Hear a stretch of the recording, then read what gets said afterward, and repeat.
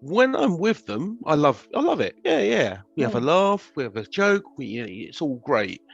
But pretty much no one comes into my flat. My flat is my domain that I control with this systematic lifestyle. And so I stopped after actually reading about the Cartman drama triangle. I stopped. I wrote a chapter in the book, actually, not a chapter, a few paragraphs, and I said, "Yeah, when I phone people, of course I'm involved. But when I stop phoning people, not so much."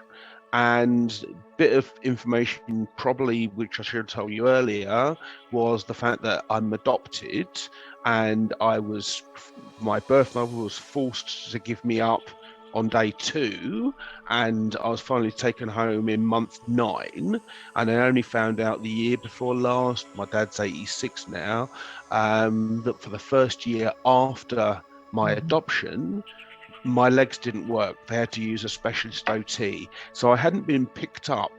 So I theorize, I don't know this to be true, but I theorize because babies, like dogs, don't have a perception of time, a day is a long time. If you're only getting fed once or twice a day, if there's several cots in a children's ward, you get people come, people go. Yeah. And that's the way I've been in life. So I'm really enthusiastic, overly enthusiastic. Um, and then I find continuously that people are pretty much talk and not action. And so I've done the rescuer trying to make things happen, then followed up by the imposter syndrome aspect of, there you go, they're not really up for it. So yeah, so my relationship with people has developed as a result of um, a pretty significant self-destruction, which I can and cannot tell you about, depending on how it goes. Um, but I am out of my comfort zone because now I am, in inverted commas, leading 12 other people in my absurd plan. Well, it's absurd to other people. And I'm the sort of person, 2 years ago, if I met you and took your number and then I phoned you and you didn't phone me back in a day, you'd either have to be dead or your number would be deleted. I do not give a F. So I love people, but I hate people. Yeah. Wow. Wow. I mean, just to Right. hear that story about how you didn't walk for, Hmm. you struggled to walk when you were very, very young. And it's almost like you had your legs cut off in a way, your way coming into the world. So there was a deficit that happened with the idea of not being picked up and needing to be picked up.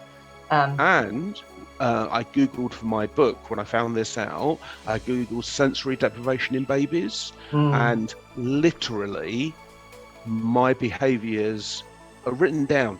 It's so widely observed yeah.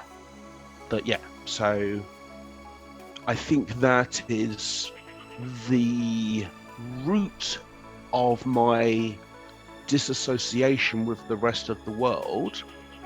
And I think that my imposters, because I have constructed a set of beliefs that I strongly and knowingly assert each day, which mean that I can always find a belief as to why I should not date or chase you. So I've refined imposter syndrome to a pretty good art, to be fair.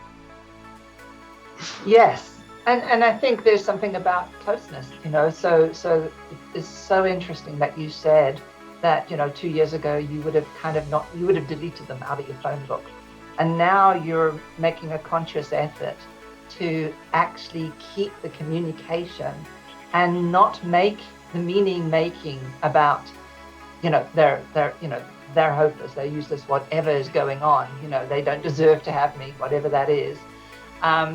But the fact is, you're actually choosing now to say, hey, I haven't heard from you for a while. Let me speak to you again, and not holding yourself back on that.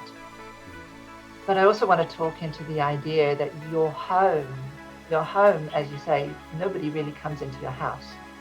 And so there's the place where you are alone. And part of a relationship, or we're thinking about a romantic relationship, there's going to have to be some kind of bringing into the space.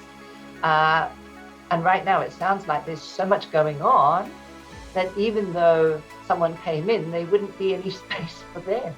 Yeah. And so I'm wondering, so there's really about what is it that you would want. And also, I had a conversation with someone a little while ago where I said, if you don't have a space for someone to come in, that means there's no space for them to meet your needs, to help you in a way. And you probably really are quite resistant to being helped. Very much so. Of the meaning you make of it. Right? Yeah.